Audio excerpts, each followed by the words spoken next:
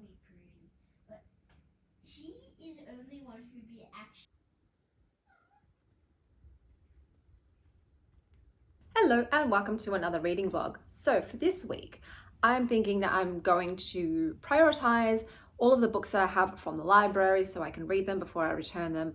Might slip a few arcs in there as well if I can, but it's just going to be whatever has come in at this point in time. So I started with Sleepless, Unleashing the Subversive Power of the Night Self. Okay, so I have to admit, when I first read about this idea of the night self, I thought of this guy right here. And that made me laugh every time the night self was mentioned. I have a child's sense of humor, but this did have an interesting premise about why women's brains work differently at night and sort of how they are better at harnessing that sort of that wakefulness that is associated with insomnia and turning it into something creative. So this is a bit of a mix between autobiographical, because the author's talking about her own experiences, and then also about other famous women in history, especially creative women, and how they used their insomnia in their lives. I like the idea, I really do. Unfortunately, the book was just too meandering for me. It would go into her stuff, and this famous person is like this, and here's some science facts, and then this famous person, this is how it relates to those science facts, this is how I put it in my life. And I don't know, I just didn't feel like there was much of a clear narrative flow, and I found myself becoming a bit bored and not wanting to continue. I'm sure if I read it all, there'd be other bits that I really enjoy in this, but at this point in time, I didn't want to push through. I wanted to be engaged, and I wasn't engaged or partially engaged, and then I would disengage for quite a bit and then engage a bit and then disengage. So I am DNFing this for now. Could maybe pick it up in the future, I don't know, but for now, this wasn't a fit. The next book, and the book that I'm currently reading, is called Normal Women, Hard As You Try, You'll Never Be One of Them. So this is by the same author, Ainsley Hogarth, as Mother Thing. After reading Mother Thing and enjoying like the writing style, I thought I'd read some more of her books, and I think this is one of her newer releases, I think so. And it's about a new mother who suddenly discovers the temple, which is meant to be a yoga center. But things go on. It says it's darkly comic, sharply witty, and fiercely smart. And it asks how our societies truly value female labor and what independence really means. So like I said, I do enjoy anything to do with sort of unhinged mothers. And I feel like this might end up going that direction. So far, I have read 30 pages. So I've just got into it now. The protagonist, Danny, has just realized that she thinks she has PTSD, and she's becoming a bit disillusioned with her husband and these sort of stereotypical gender roles that they have fallen into in regards to their marriage. So we'll see how we go. I do like the cover. I think it's cool. There's another one that I like as well. So this has multiple covers. I think I like the other one a bit more than this one, but it was eye-catching. Got a retro feel to it. So we'll see how that goes. I'm also going to the library today to pick up the rest of the books that are waiting for moi. So I'll grab them too. But I'm heading out. I've got to go and get a bunch of stuff for Greek Easter this Sunday. So I'm doing my last minute errand running in preparation for my make and clean day tomorrow before Greek Easter. And I'm going to take myself out to a cafe as well. So I'll touch base with you guys later on.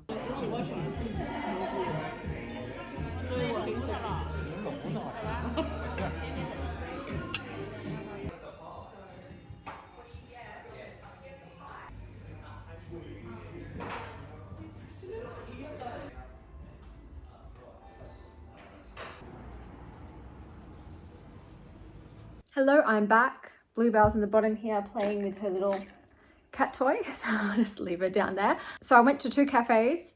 I probably won't go back to the first one, but the second one had the best carrot cake I've ever eaten in my life. So 10 out of 10 would recommend. And that one was Sullivan Espresso, I believe it's called. So cute, oh my God, so distracting but cute. So I went to the library. Let me show you what I got. So here we have A Season of Monstrous Conceptions. Tilda is Invisible. Puggacorn, The Love Bug. My daughter loves these series, so these are some of her favorite books. The Cat Encyclopedia. So once again, I got this for Indy. It's a whole encyclopedia about cats. She's going to go nuts for this. Looks like it's a rather in-depth one, which is fantastic. So we'll see how we go. Kiddies, we'll see how we go with that. I also got 3 Kinds of Lucky. I think this is an adult fantasy book. I like the purple colors. And then I got this one, which is for an upcoming vlog, not doing it yet. This says Love, Death and the Changing of Seasons. And this was recommended to me by my best friend, Kate. So those were all the books that I grabbed from the library. I think the other ones that I'll be reading for this vlog, are A Season of Monstrous Conceptions, 3 Kinds of Lucky, and then Tilda is Invisible because this is a 1 week only loan. 1 week only, so I have to prioritize them.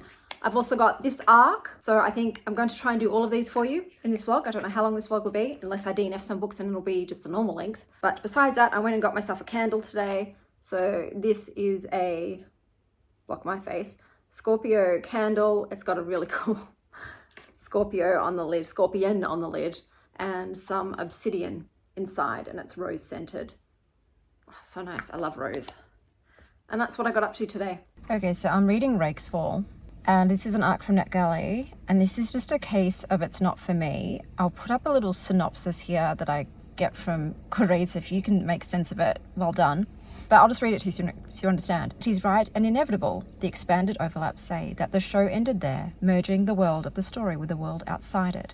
The living world in which the dead live, this haunted place. The dead world that the living died to escape. These are the same thing now. Perhaps this is finally something other than war. With this, the binary destabilizes, then collapses. The outside merges with the overlap. We are grateful.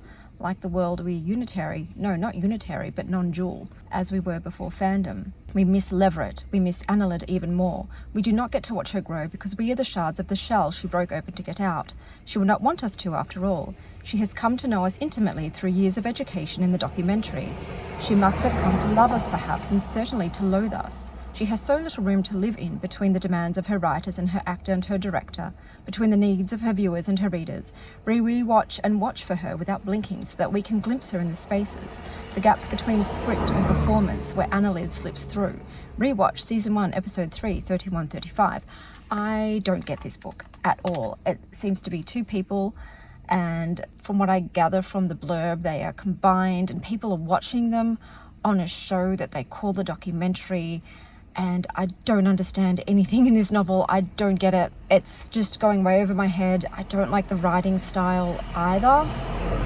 So I think I just do have to DNF. It's just a case of this book doesn't fit me as a reader, unfortunately. I've given it 50 pages and it is a slog because I don't understand what is happening.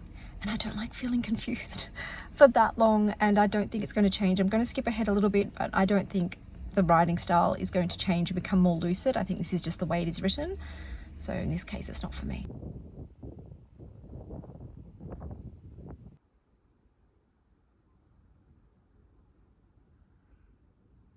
Okay, so I thought I was filming. I was not filming, guys. But Christos Anesti to those who celebrate Greek Easter. And hello, it's Greek Easter today. I have cooked, I have cleaned all of yesterday. I'm ready to go. So let's be quick though, because my family's coming in like 30 minutes. Normal Women.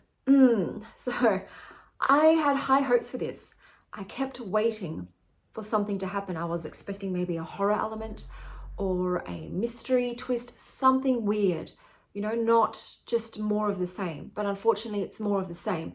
So the biggest twist plot in this is the yoga temple. What it actually is. Basically, Danny just wants a part-time job. That's the book. So this was very underwhelming for me. I gave it 1 star. It had promise, but it wasn't what I thought it was going to be. And then it wasn't really much of anything. So a lot of musings about motherhood and marriage and figuring out what you want to do with your life, but it wasn't enough for me. So this was Normal Women. Then I picked up A Season of Monstrous Conceptions by Lilah Rather. So this is a little mini novella. It's set in the 17th century, and you follow a midwife named Sarah who was born an uncanny child. So basically there are these increasing amounts of children being born who are coming out the womb with webbed feet and tails and sort of monstrous elements, most of whom die at birth. So very few of these children continue to live, and they are kind of shunned by society. But Sarah's midwife at her birth snipped off her tail so she can pass as a regular normie. However, she still does have this touch with the other world. So they believe that there's this other world that is bleeding into our sort of mundane one, causing these children to appear. One day, Sarah's walking down the street and a rich lady who's pregnant has a bit of an issue. She helps her and says, hey, I need a midwife. Come be my midwife. When Sarah touches a woman's belly, something's odd, something. She feels things, she sees things. The lady's husband is a scientist and I don't want to give anything away. Let me just see. So Christopher has an interest in the uncanny that borders on obsession. Okay, yes. So he's interested in hiring Sarah for other reasons. Something's going on with this lady's pregnancy. And it's interesting, there is a promise of a premise here. So I like the idea, but because this is so itty bitty, it's not fleshed out. So this feels like a snack rather than a meal. And for that reason, it's a 3-star. So it's kind of like, it whets the appetite, but it doesn't satisfy it. But I did enjoy my time with it. I am currently reading Tilda is Visible. I realize I've mispronounced this so many times. Tilda is Visible. So this is a litfic. I would say it's quite humorous. It is full of one-liners and puns. And I like myself a one-liner and a pun. So that's not bothering me at all personally. I'm enjoying it. They're definitely taking the piss out of the medical issue that's occurring, which is that women, especially older women, 50 plus, are starting to turn invisible. So parts of them start to disappear. They're still there to the touch, but not to the sight. So basically, yeah, the older you get as a woman in this society, the less seen you are, the higher the chance that you're going to develop invisibility. So it is playing upon that, how society views older women. And I'm enjoying it. So basically she's got a support group. She is holding on to hope that she can reverse it, even though that she's told over and over again that there is no cure. And there's nothing that she did, it just happens to people. At the same time, there is a budding romance going on, but because it's not mentioned in the synopsis, I won't talk about it, but I do like their exchanges and I like the setup. So this is light-hearted and fluffy. It's my kind of fluffy. I'm currently 137 pages into it. I probably will see it through to the end now just to see what happens, but it's not feeling like anything more than maybe a 3.5, 3.5 or a 3.75, but that's fine. It's still very entertaining to me, so I'd like to see it through till the end. So I will touch base with you guys once the Greek Easter rush is over. Cars like that are cheap to, you know, to maintain. Plenty of food. You don't want to get anything fancy. No. Because you'll pay for it. Balance it. It'll regulate it. So it won't allow it to go high. It won't allow it to go low. It'll regulate it to where it should be. Yeah. Yeah. Well, it's if I'm pregnant with her. And a lot of listens and stops altogether.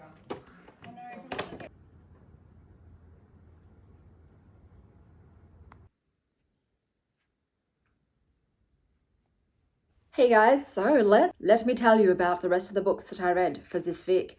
We had 3 kinds of lucky. So I was excited for this, but it was not for me. I did not like the writing style in this one. The world building is very confusing. So I was like, do I even tell you what it's about? I don't really know what it's about. It's sort of like they're working with this substance that's created from doing magic. So you do a magic spell and then it's got this residual that's sort of left over and that can give you bad luck pretty much. So you've got this girl who's really good at cleaning up the bad luck stuff. She's called a sweeper.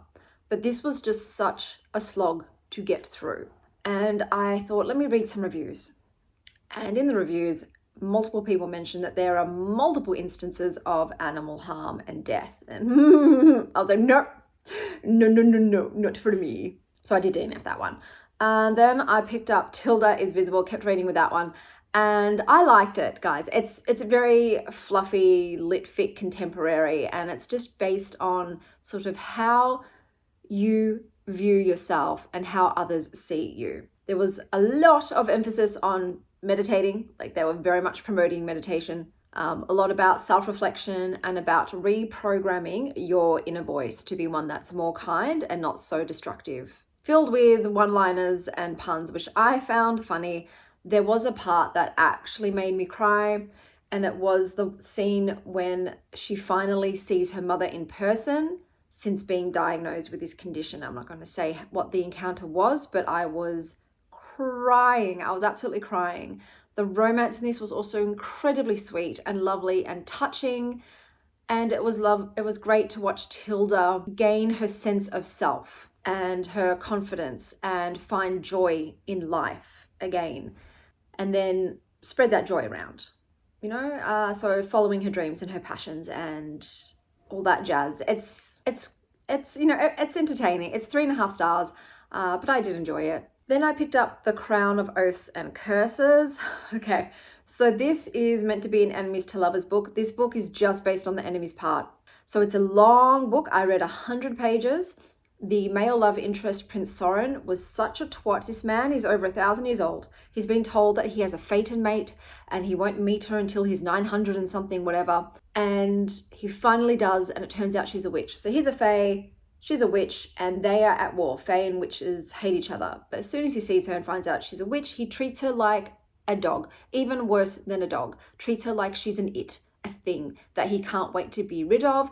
And it just peeved me to the nth degree. So I loved Rook, that's the woman's name. She was fantastic. Soren though, Soren could fall off a cliff. So I decided after 100 pages to read some reviews. It was so slow paced, guys. It was so slow going. And people said that, yeah, they don't like him. It's too much on the enemies to the point where you don't like the male love interest because he's treating the female love interest like crap. And I think maybe, you know, he might switch over in the next book, but I was like, no way I'm going to spend another 400 pages continuing reading this. There was nothing else that was really giving at all in terms of the world building and the magic system. I wasn't interested in anything. I liked Rook, but I didn't love her. So I thought, no, this one's not for me. But I believe there's a sequel coming out soon. So I think this might be in the ether, like it might be in the forefront again, but just, yeah, I couldn't push through.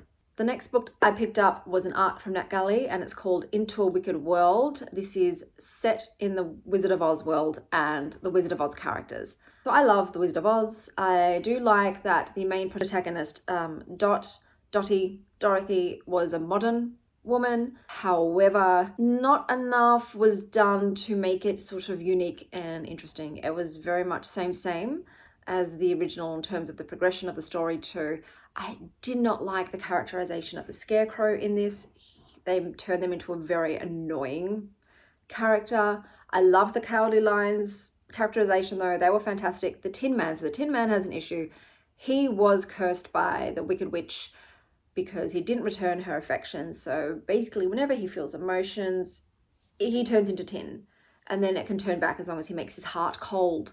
The issue with having a male love interest who cannot show emotions means that he is dull and cold and stiff and stoic. And I'm not going to ship anybody with someone like that. There was just nothing there. It was giving nothing, no spark, no heat. And so the romance fell flat for me and I will not be continuing on. So it was okay. I've given it 3 stars. But it just didn't do anything razzmatazzy for me. And then we've got the final book for this vlog, and that is The Last Days of Lilah, Goodluck. So this has witchy premonitions and a prickly prince. I've given it 3.25 stars. It's very cute. There's some sexy sex scenes. Basically, you've got a woman who's curvy and luscious. Her name is Lilah Goodluck, and she's having a bad day. But what happens is this witch, I think it's Good Witch Willow, gives her a premonition after Lilah saves her life. And the premonition is that her fiance is cheating on her. She's not going to get the promotion at her work. She's going to win the lottery. Her soulmate is a prince and she's going to die in a week. So naturally, Lilah's like, none of this is going to happen. But then one by one, the prophecy starts to come true and she's thinking, well, if all these things are true, then I'm a dead woman. I am a dead woman. So basically you've got her living a bucket list of dreams. She's got the prince who's a soulmate that she meets by narrowly missing, crashing into his car, who helps her fulfill this bucket list. And obviously they fall in love. So, you know, it's cute, it's fluffy, it's light. I listened to this one on audiobook. So this was an audiobook and I thought it was pretty good on audiobook. It's nothing amazing, but it passed the time and it's sweet, makes you smile a little bit.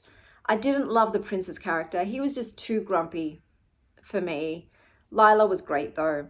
The biggest issue I had with the prince, when it starts to get to the point where there's a lot of sexual tension and he's like, let's just, on her bucket list, she has have great sex. So he's like, let's do it. Let's have great sex. And he keeps pushing, even though she says, no, I don't think we should. he's very persistent, like, why don't we just fuck? Let's do it now. Why do we? And she's like, oh, maybe we can do it tomorrow. I need some time to process it. Why can't we just do it now? And I'm like, dude, bro, she said no like 5 times. And then she said she'll you tomorrow. Just wait, man. Have some patience. My God. So after that point was when I just didn't like him. Like, there's nothing this dude can do that's going to erase that for me or make up for it for me, which is why it's a 3.25. If he'd been a better character, it probably would have rated much higher because it was very easy to read. It had a good flow, it had good pacing, and it was interesting. So let's recap all the books that I read this week. So we had Rakesfall, which was an art from NetGalley. I ended up DNFing that one. That was just very bizarre and I couldn't get into it, couldn't understand it. We had Sleepless, Unleashing the Subversive Power of the Night Self, which was interesting, but it was too meandering for me, so I DNF'd that one. Then there was a season of Monstruous Conceptions, which was a little gothic novella about uncanny people and midwifing that I gave 3 stars. There was Normal Women, which was a very blah book that I gave 1 star about a lady who's deciding to get a part-time job.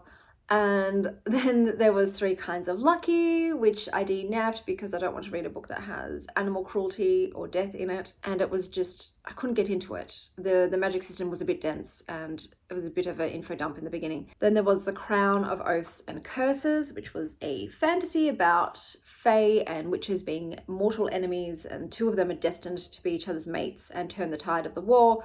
But this was all about the enemies and not about the lovers, and I just didn't really care much about it, so I DNF'd that one. Then there was Into a Wicked World, which was an art from NetGalley, set in the world of The Wizard of Oz, which I gave 3 stars. It's sort of a bit more modern take, but still very much follows the same storyline. Tilda is Visible, which I gave 3.5 stars. This was a fluffy look into women who are turning invisible and disappearing because they're not being seen by society, and they're also not seeing themselves, and one woman's journey into overcoming that and stepping into herself and taking control of her life and doing whatever it is that really lights her fire. So that was great. And then there was The Last Days of Lilah Goodluck, which was 3.25, about a woman who is given premonitions, who is given, what are they called? It's not omens, prophecies, about a woman who is told 5 things will come to pass, one of them being her death. It's fun, it's sweet, it's sexy, and that one I gave 3.25. So the standout for this week was Tilda is Visible with a 3.5. That was the best read of this week. Until next time, stay well, Star Child.